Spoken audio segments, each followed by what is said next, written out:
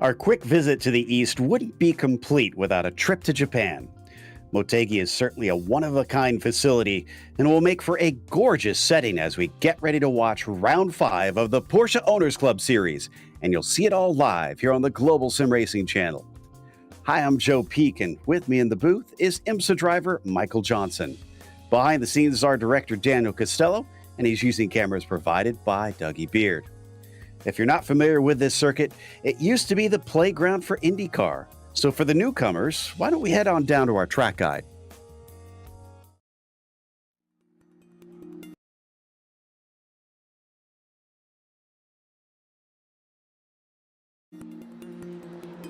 Welcome to Twin Ring Motegi. This well-known Japanese racing facility located roughly 2 hours north of Tokyo gets its name from the fact that it has both an oval and a road course that can be run. But a unique feature of this track is that instead of having a roval layout, the road course is entirely separate from the oval circuit. On top of that, drivers have 3 different road courses to choose from in the form of the Grand Prix, East, and West circuits. While not totally devoid of elevation change, the track is relatively flat. What distinguishes the place the most is the combination of plenty of long straights heading into heavy braking zones. With it being built in 1996, it has most of the qualities you'd expect from a modern road course, including flat curbs, a fair amount of runoff, and multiple pit complexes. Oddly, because of the oval, the track includes night lighting for a portion of the road circuit. Though there isn't much notable about most of the turns, one of the more distinctive corners is the final chicane on the Grand Prix course. Leading out of a tunnel that returns you to the oval infield, it's kinked on entry and it tightens greatly at the second apex. This makes pushing the limits of this corner extremely tough, and it often catches drivers out. Though international series such as IndyCar and MotoGP have held rounds at the track, today it is mainly used for local open wheel and GT series. Still, the one-of-a-kind experience offered to drivers and fans at this circuit is sure to keep people coming back for years to come.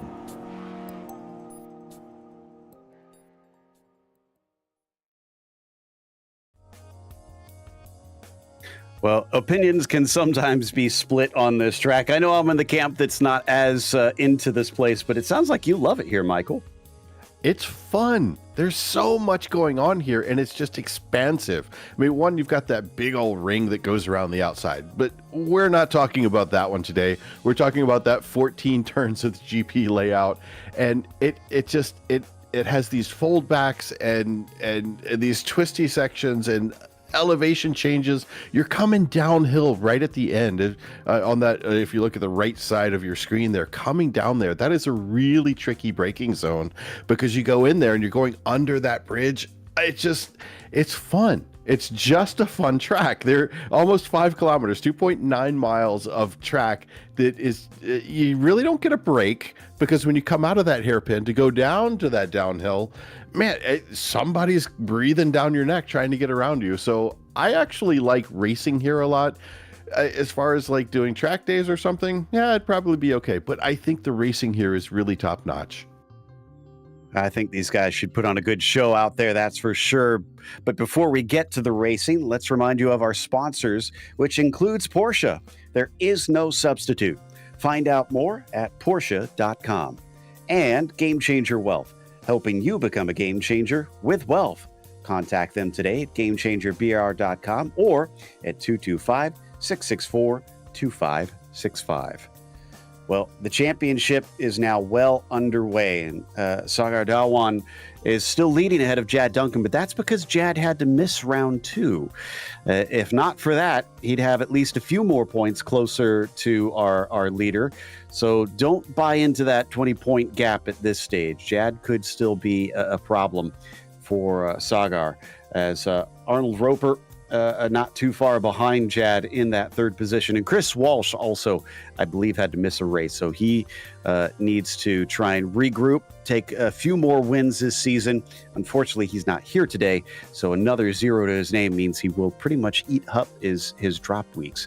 But Michael Bolton, usually Mr. Consistency, needs a few more good results to kind of try and get into it and maybe get away from BJ Fulton here, who I think actually had one of his first podiums last time around.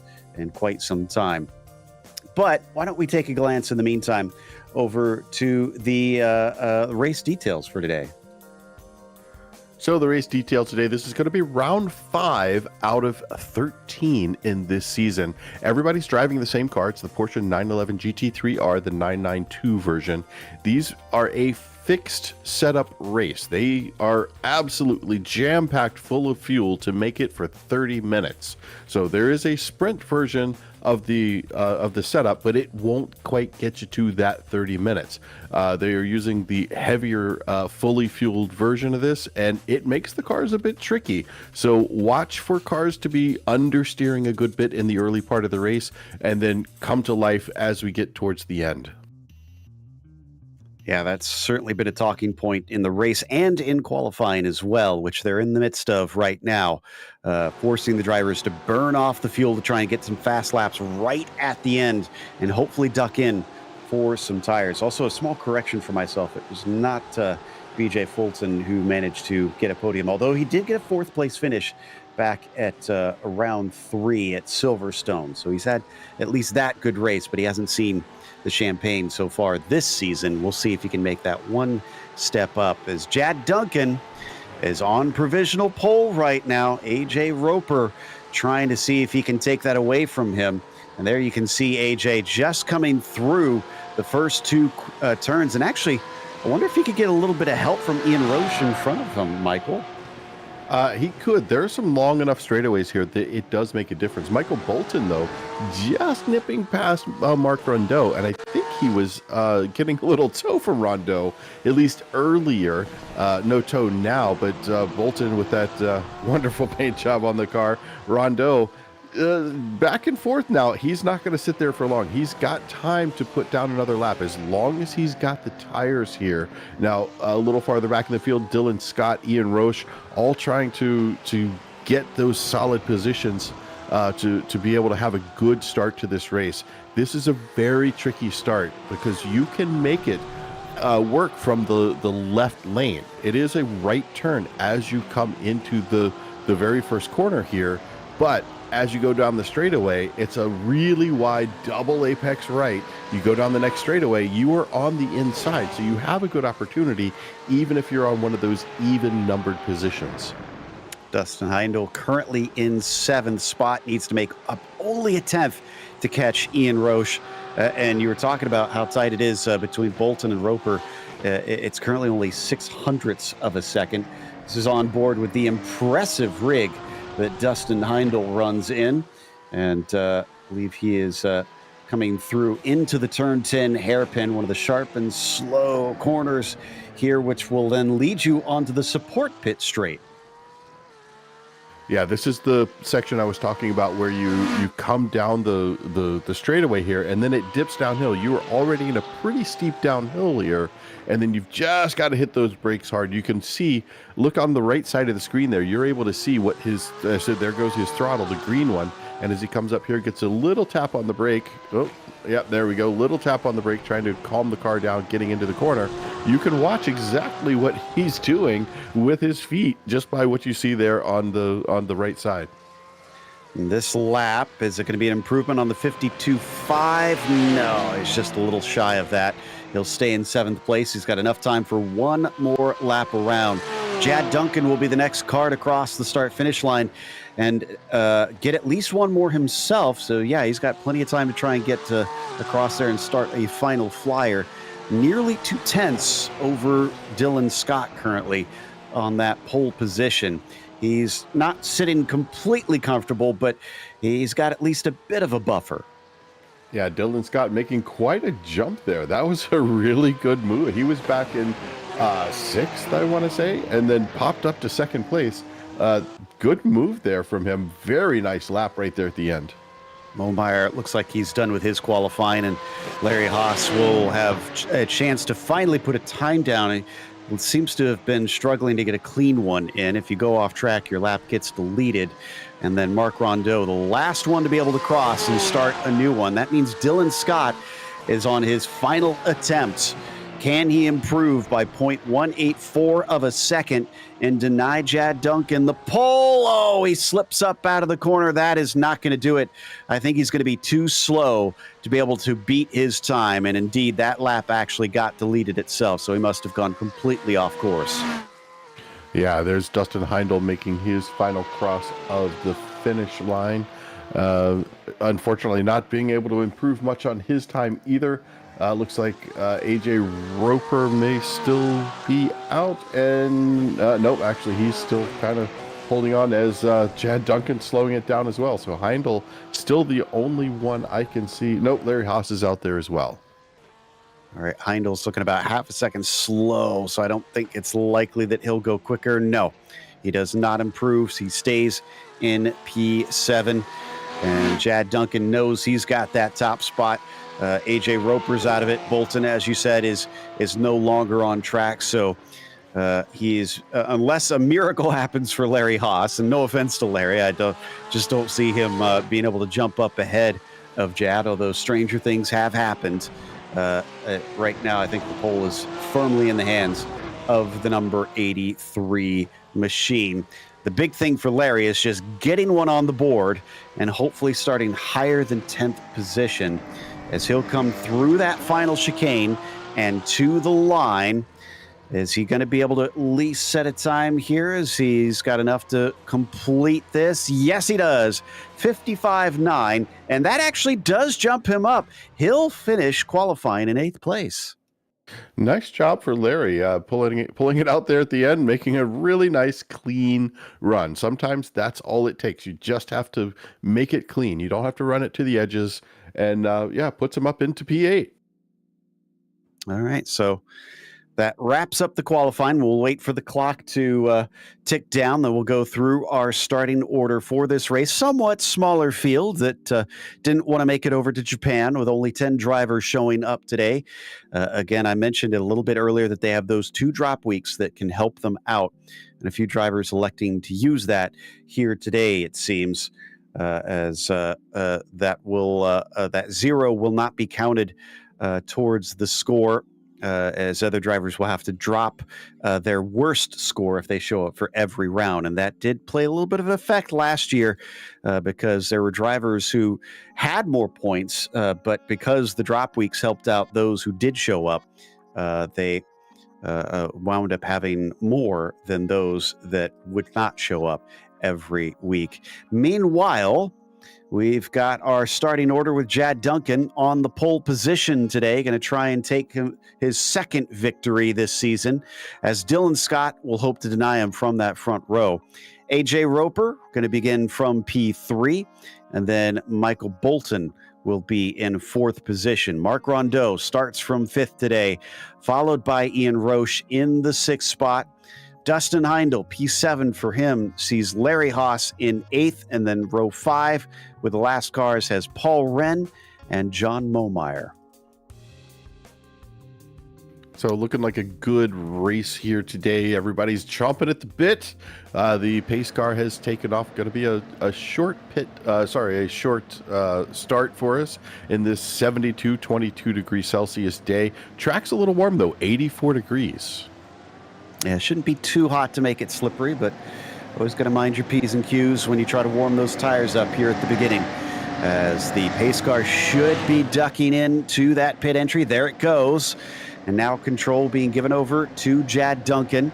He does have to wait for the call from the flag stand, but he can control the pace from here as everybody tries to stack up and stay close behind them. Looking for the call from Barney.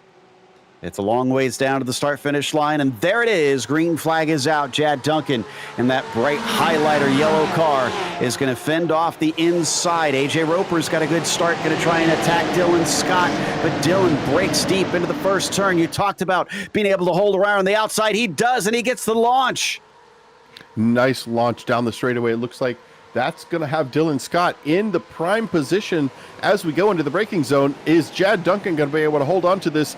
He's going wide out into the grass. Like I said, the cars are going to wash out, and we have an incident.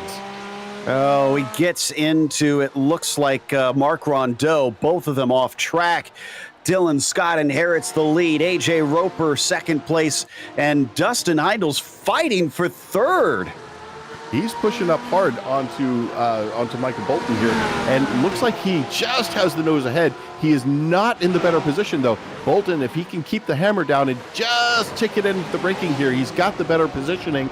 But Heindl holds on to that inside. Look at him go through this corner complex. This is exciting racing through here.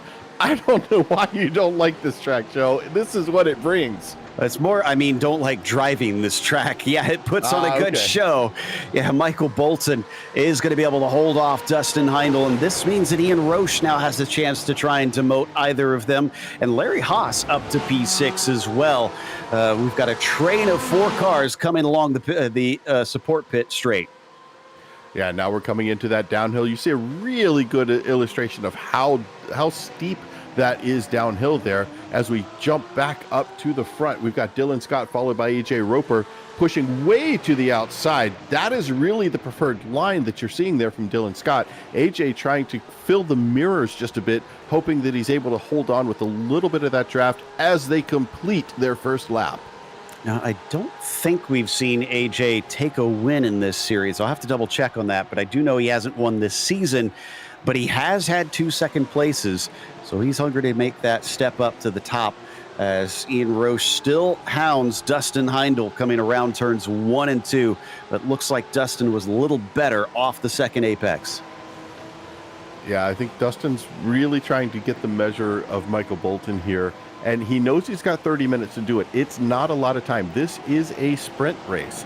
I know a lot of people are used to seeing some of these longer races, and we've got one around that looks like it's going to be Paul Wren, who's just looped the car, got the rear end just a little bit too far out there.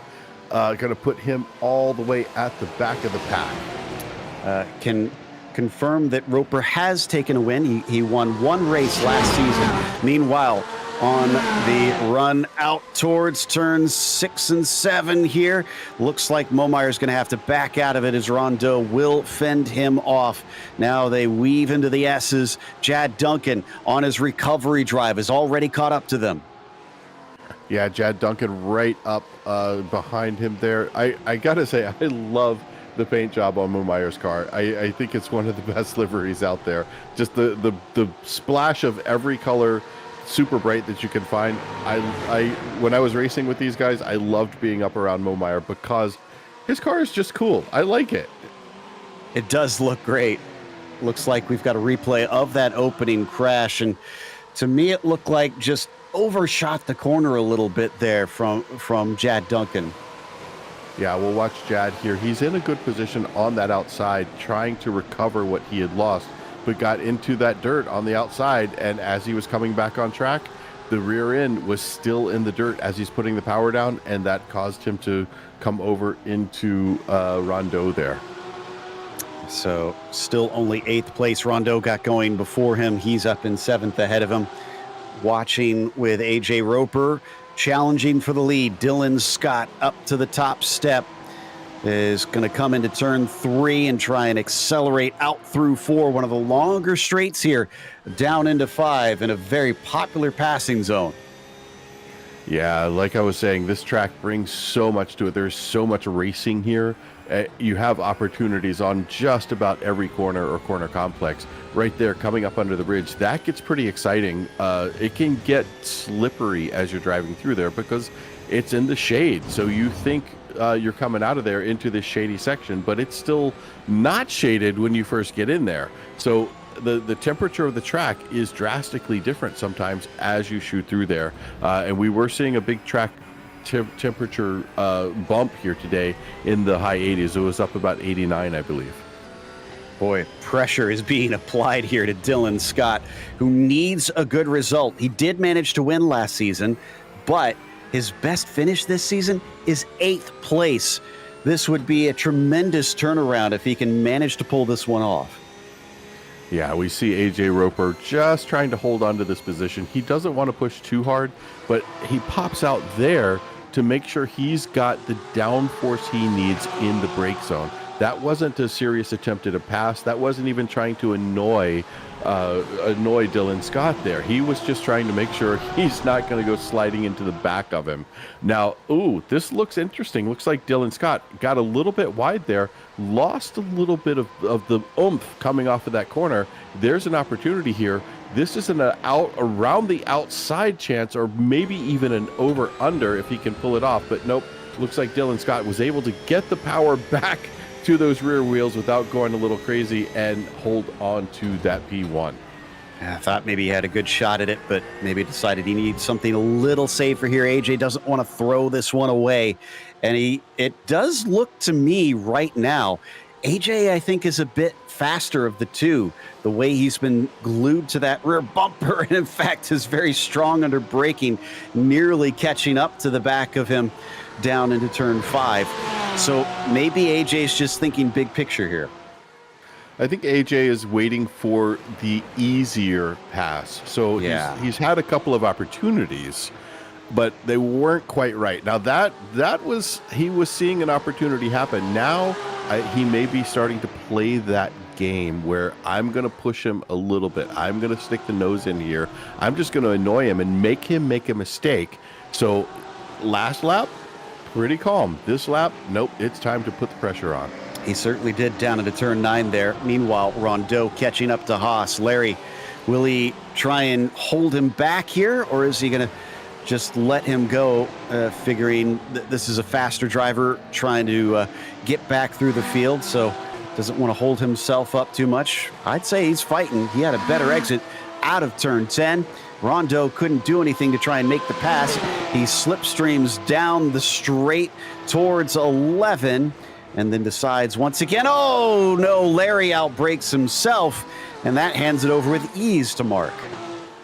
Indeed it does, and I think Chad Duncan's going to be able to get around him pretty quick here too, only about a half a second off the tail. Oh no! Chad spins it around coming through that final corner complex, just adding insult to injury, and this is not a good day for Chad. He actually made contact with Larry in that. Not sure if Larry was just going slower than he expected, or if Chad actually did send it in a little too hot into that turn, or maybe it could have been a bit of both. Could have been a little bit of both.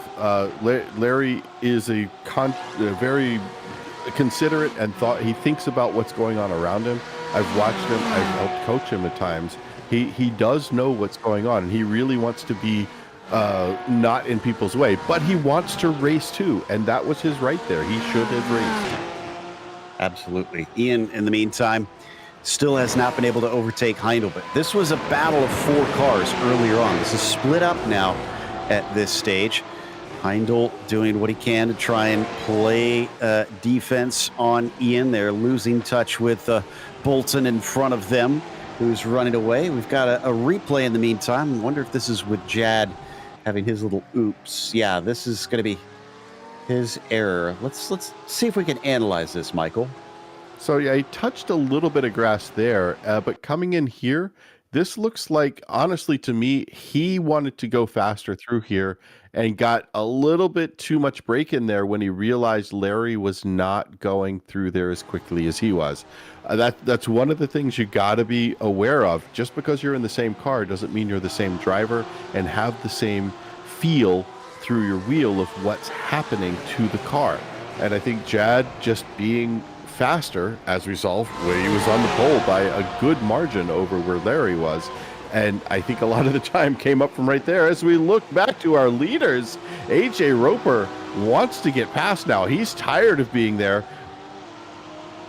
He's spent his time, he's observed, and now he feels like he's got enough information to go on the attack. We've seen a couple pokes and prods. Nothing has managed to get him by up to this point. We're about a third of the way through the race. He still has a lot he can do from here. Yes, the laps take a while, almost 2 minutes to get around this circuit, but he's going to have opportunities if he stays patient and he continues to apply what has honestly been some immense pressure. He's gotten very, very close to that diffuser.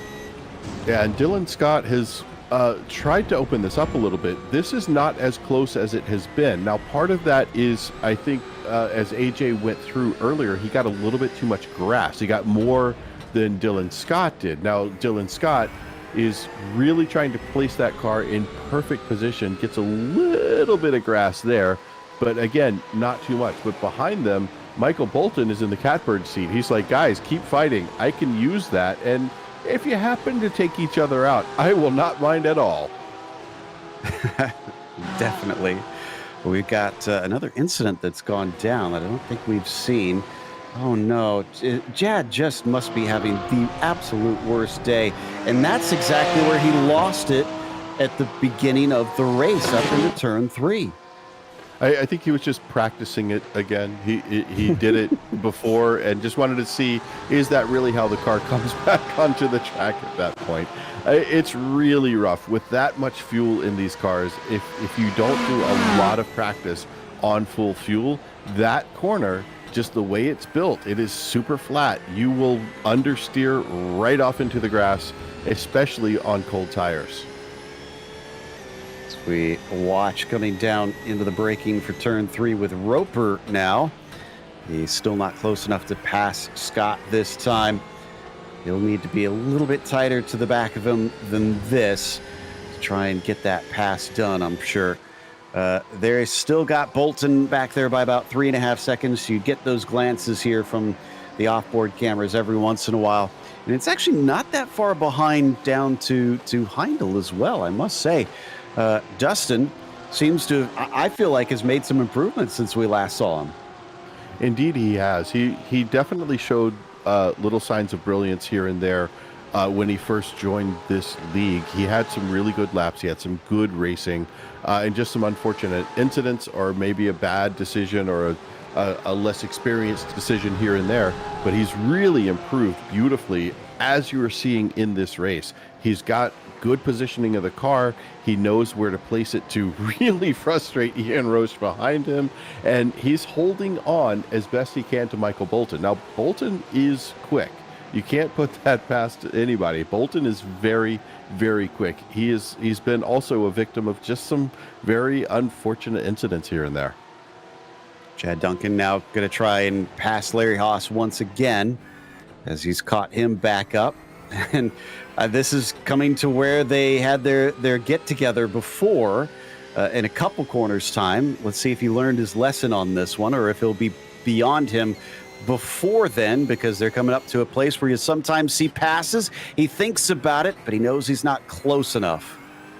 Yeah, it looks like Larry was aware as well and got a little bit wide. Now, you see how wide Chad Duncan is setting up. That's what you want to do. But this time, a little bit heavier on the brake earlier with the wheel straighter for Jad. Going to try to take him down the straightaway here. He was able to tuck up really, really close, gets the nose out as they come up past the start-finish line, gets past Larry clean and crisp. Nice run from Duncan. Glad to see that a learning driver here understood what he did wrong, corrected it, and that set him up perfectly to make the overtake. Unfortunately, Rondeau's now 11.5 seconds up the road. Mark has just done a much better job with his consistency on these recovery drives. In fact, Mark is only a position down from where he started at this stage. If he can catch up to Ian Roche, he'll at least have negated some of the loss that he had at the start. Now, Rondeau is one of those drivers. He is there just about every day, putting in laps. If not in the sessions the POC runs, he's doing his own personal private sessions and just getting the feel for the track. He puts down probably more track time than anybody in this league, and I would even almost go to stretch it to say everyone else combined. He is always on track, just pushing that car to the absolute limit. So if anybody's going to be able to catch up, I think he's one of the few who could do it. Roche still trying to catch up to Heindel in the meantime. Now we've hit the halfway mark in this race. So will we start to see a few more moves as drivers know that the clock is ticking and they've got to do something eventually? They'll head down into that chicane. And, you know, to be fair to Jad on that chicane, I feel like that's a very difficult one to set up, because I feel like there's not many good markers on the way in. So for him to maybe just be caught out by another car not as quick as him, I'd say that's nothing to be embarrassed by through there. Oh, not at all. Not at all. And we are seeing how he learned from that mistake as we were watching the very next time he came through. It was almost an exact replay. It was just an alternate ending to that particular film. Ian was good on the brakes down in turn 1. He closed up quite a bit, but here out of 3, or 4 rather, it looks like he just wasn't quite as strong. Can't get up to Dustin Heindel yet, at least. Rondeau, though, let's see, last lap 53.0, and these guys are running 53.6. Yeah, that number 11 car is going to be joining the fray pretty quickly. Yeah, meanwhile, out front, looks like Dylan Scott and AJ Roper running in the 52s, low to mid 52s. So those guys are really trying to stretch it out.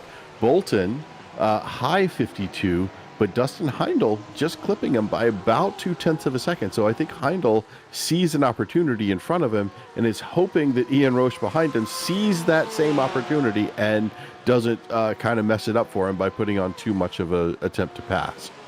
Now, maybe my assessment that Roper here is the quicker driver might not be all that accurate, or it just could be the trick of them being glued together this entire race. But I looked at their fastest laps. Roper's is only 0.02 faster than Scott's. So that to me kind of implies that they're actually just very closely matched to one another, and that's why AJ hasn't been able to overtake yet. I think that's a fair assessment. I know Dylan is a very good driver. He seems to really like this track. He's placing the car beautifully. He's got a good flow. When I watch him go from corner to corner, he just has the timing down. He's not trying to hustle the car. He's letting it sing. And, of course, commentators curse. He puts it wide on the outside, which is going to allow AJ Roper to close this up a good bit once again. Nobody's perfect. It happens to the best of us. Oh, no. Maybe too many times this lap, though. Another little off. Is Dylan finally feeling a little bit of pressure? Twice within a couple corners, putting 2 wheels into the dirt. And now look at how much closer AJ is. AJ's got a good opportunity there, but smart to not put the nose in. That would allow Bolton to catch up to them if he had gotten in there a little bit too much. He sees there's some chinks in the armor here, and he wants to take advantage of them. So he's going to start filling up those mirrors. Watch as we do this once again, coming through this hairpin. The hairpin here pretty tight. It is a slow corner. First gear, pop it down. You want to short shift to second to get a good launch. Now, is he going to be able to stay close enough? He's still about half a second off of him. So I think Dylan Scott had a much better launch out of the hairpin there. I think he got that short shift in just at the right time where AJ was a little bit late. But again, going wide on that entry, and it's all timing through here. There are, like you were saying, very few to no markers through there. It's just a timing feel. And out onto the main straight once again. He's still within striking distance. AJ may not have gotten the run that he needed out of turn 10, but he's making sure that any more hiccups like he was able to get out of him, he could capitalize on. And in fact, I'm pretty sure that AJ was a bit wide at turn 9 last lap. I thought I saw 2 wheels in the dirt when we rode on board as he went pretty far off. Coming down out of turn 4, he misses the apex ever so slightly. Now it's his turn to kick up the dust as they're trading mistakes back and forth. Who will come out ahead in this fight? Interestingly there, that turn 4, you don't really need to hit that apex depending on how you've rotated the car and where you've placed it on the exit curving out of turn 3. So as you move the car through there, you can actually miss that apex and have a faster run down there. So I don't know if he's discovered that or if he just accidentally discovered that, but that is absolutely a very valid and good plan to use through there, because if somebody's making a run on you, you want that inside as you come down to turn 5 to make the cut under the bridge. Here we go. Round the outside maybe, as Roper's going to try and do it the hard way, but he can't quite complete the pass. Dylan Scott denies him for now, but now it is getting serious. AJ Roper has had enough, sitting behind the rear wing of the 08. Is he going to try and dive it in down into 11? No. Decides not worth it. Could get a better exit, though, as he looks a lot stronger. Cleaner down to the apex, almost side by side, coming into the chicane, and then has to back out. Yeah, he's got an opportunity here, though. He made Dylan go a little bit deep into that corner. Now he's closing this up, almost 2/10 off of his tail. Can he get the nose inside? Oh, it looks like Dylan Scott is going to go a little bit defensive. Can he get the hammer down here, though? Coming off that corner, I think it's just a little bit better foot control, a little bit better throttle control from Dylan Scott as they come off these corners. This just suddenly amped up as they come through 3 and 4 once again. Oh, he's very close. 5 is a heavy braking zone. If he wants to be aggressive, he could try and send it in there. He's looking for it as they come down to the apex. No, couldn't get the overlap that time. Smart move from Dylan Scott, remaining cool, not falling for the looky-loo. He said, nope, I'm not doing it this time. I know you're too far back. I'm going to take my launch out of this corner because I know I've got better launches out of these corners. You can have that looky-loo all you want. Well, initially, Roche and Heindel kind of responded to Rondeau. They picked it up for a lap, but now it has gone back down once again as he cuts into their lead and looks like he's just about to the action. Oh, way off there for Ian Roche, almost 4 wheels into the grass. Yeah, I think Roche is starting to feel some pressure. He sees Heindel in front of him, who he really wants to get around, but all of a sudden his mirrors are full of that big gray machine from Marc Rondeau. He doesn't really know what to do now because he did not want that battle to happen. Now he's got to stretch those legs down this support paddock straight and try to keep Rondeau behind him. Mark knows that he could have 2 positions here at the very end of this race. Oh, we got to go back to the leaders. It's a good run from AJ Roper onto the main straight, and he might be able to get the inside away. Dylan tries to defend, covers about halfway across the track down to the apex. This time, he's inside him. Coming around the outside, we've seen this work before for Dylan Scott. And he's going to try his hardest to keep his nose in there, but he could get chopped off down at the apex if Roper feels defensive. He does. Roper finally gets it. Yeah, it looked like, I think Dylan Scott decided right there at the end he was going to wait. He wanted to leave his tires. He's got 7 minutes or so left in this race.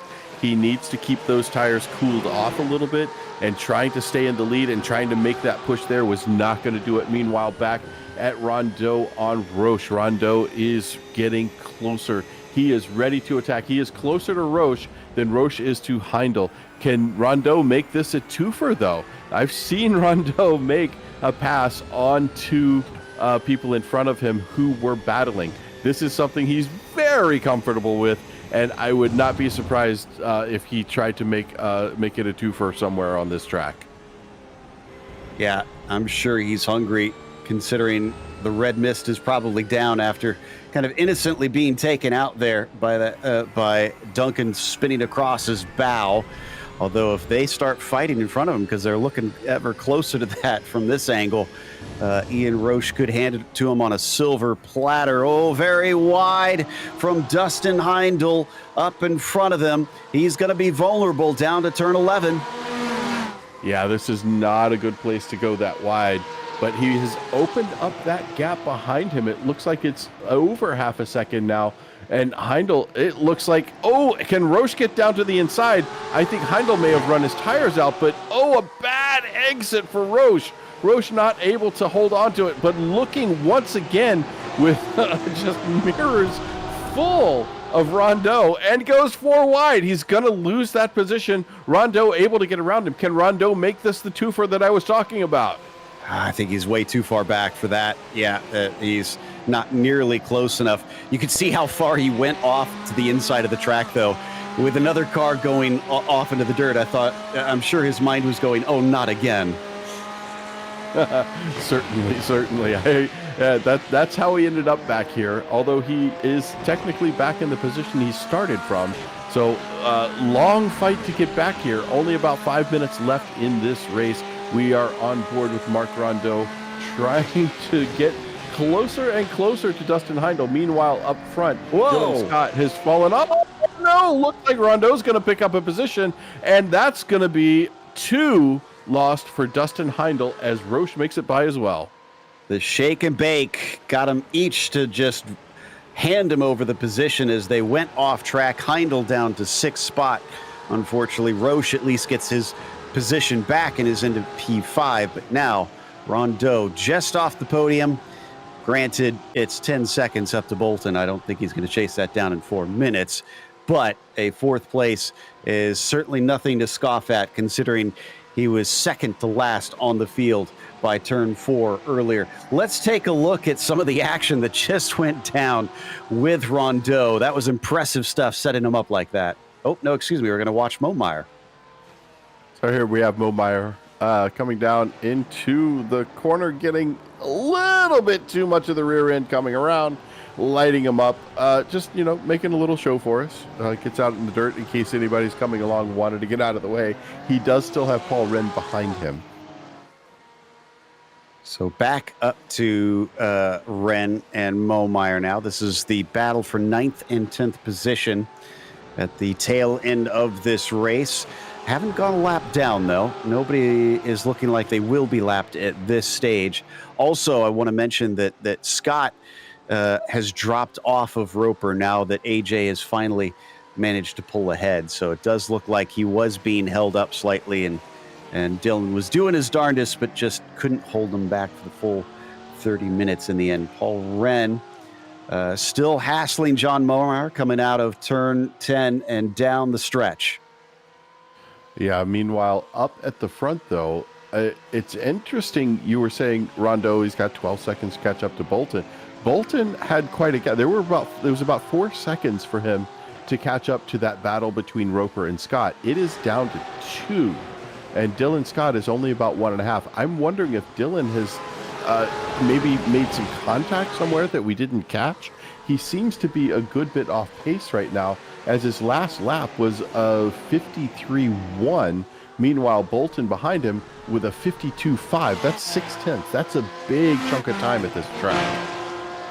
Yeah, so Dylan is not out of the woods here. There you can see our top 3 coming down into turn 11. And I believe, yes, white flag will be out this time by. Yeah, it looks like something's up with Dylan Scott's car. I don't know if he just burned the tires out or something, but he's not able to get that power down like he was before, and he's almost 2 seconds off. He's right in the middle, 2 seconds in front, 2 seconds behind. Bolton is really closing this gap up on him quick. So Bolton, while he has a podium position right now, I'm sure he would love to be up one more step on that podium. Yeah, and last lap was 0.3 faster, it looks like, for Bolton over Scott. So Dylan's stopped the bleeding somewhat, because if it's only another 0.3 on this last lap, then Michael will not nearly be close enough to try and attack. But that doesn't mean we couldn't see a mistake out of the 08. Yeah, Dylan is normally a very thoughtful, good, clean driver. He tries to put those consistent laps in, and generally does. I think something happened to his car. Maybe there was something with hardware, lost some feedback or something in his wheel. It's very odd to see him drop off so quickly like that.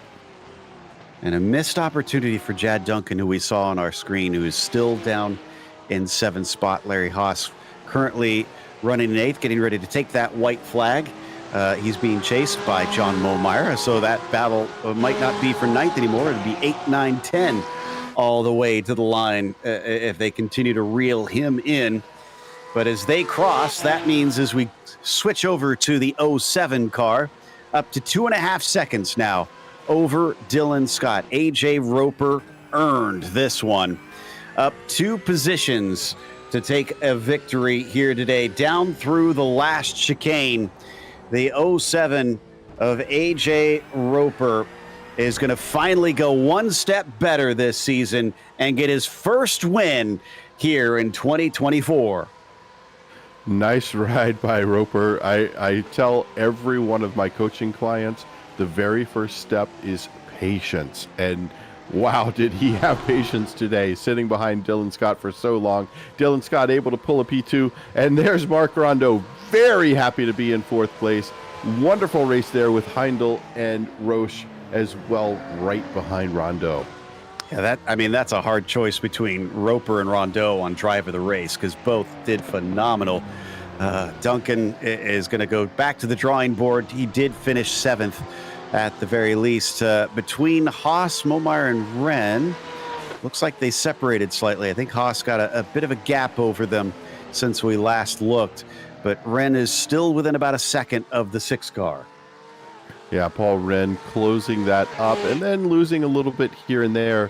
If he can pull it off down here as they go into the braking zone, we're watching Larry Haas. A couple of times earlier, we were watching him. He was going, just missing this apex. It is very easy to miss, but beautifully executed. Just trying to bring it home. He knows he doesn't have to run too fast. He's got Momire closing up behind him, but the finish line is in sight. He doesn't have to just wring it out of the car. He can make it to the finish and give us a very nice close. Oh, he's slowing. Oh, he is slowing. Look at that. Oh, he lost the position right at the end. Wow.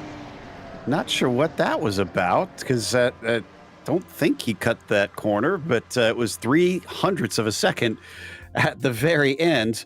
And that's going to take us to a quick break. We'll come back with the unofficial results as well as driver interviews, so don't go away.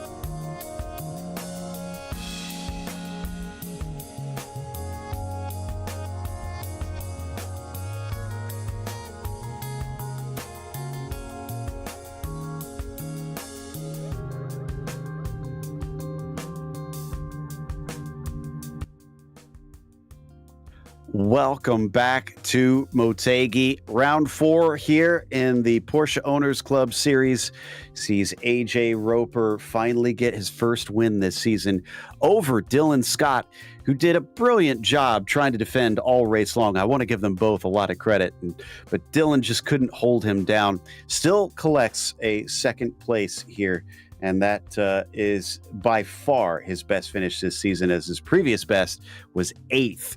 Then we get to Michael Bolton, who finished in P3, rounding out the podium, and Mark Rondeau, who didn't get a podium but probably feels like one, coming from next to last on the first lap up to 4th in the end. Ian Roche was P5, and Dustin Heindel wound up in 6th. Jad Duncan went from pole to 7th today, losing it right on the first lap. John Momire was 8th. Larry Haas just behind him in 9th with a very strange move at the end, and Paul Wren rounds out your 10-car field of the day. I think we've got AJ ready to talk to us already. I'm sure he's over the moon on this one, considering he had those 2 second places earlier in the season. Finally, he's been able to get a win in 2024. AJ, we were talking about how hard you had to work to try and pass Dylan Scott. It looks like he wasn't going to let you have that one easy. No, he wasn't. That was a fantastic race. Congratulations, Dylan, as well for the podium. Yeah, he did everything he needed to do right. Just made it as wide as he can and defended perfectly. Just needed him to get a little out of shape one place and try to take advantage. It was a little iffy, but we made it work.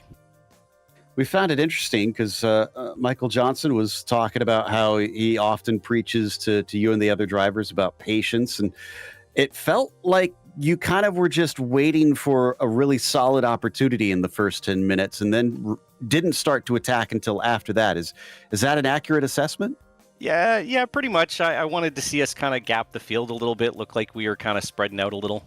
And so I didn't want to do anything that caught us, back up into the field again. But when I started to pick up the pace, I really wasn't doing much with it. Well, Jad tripped up a bit today. We didn't have Dawan out here, so you find yourself gaining a healthy bit of points over the two rivals ahead of you. What does this do for you looking forward in the season? I'm just enjoying it, man. It's just a great series to kind of participate in and just enjoying having fun. So if I can finish somewhere up in the front, I'm plenty happy. Well, like we said, an impressively run race. We enjoyed watching you two battle, and congratulations on the win.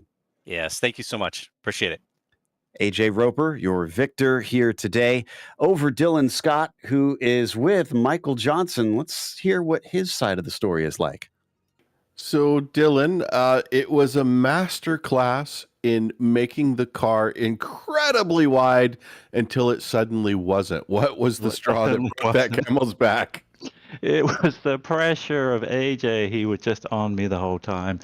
Mistake free. Yeah, I made a mistake coming on the front straight. Probably should have driven straight to the inside wall, but I don't like to play like that. I don't like to drive that way. He got a run on me. He deserved it. So I figured, let me see if I can hang with him for a minute, but he had just a little bit extra.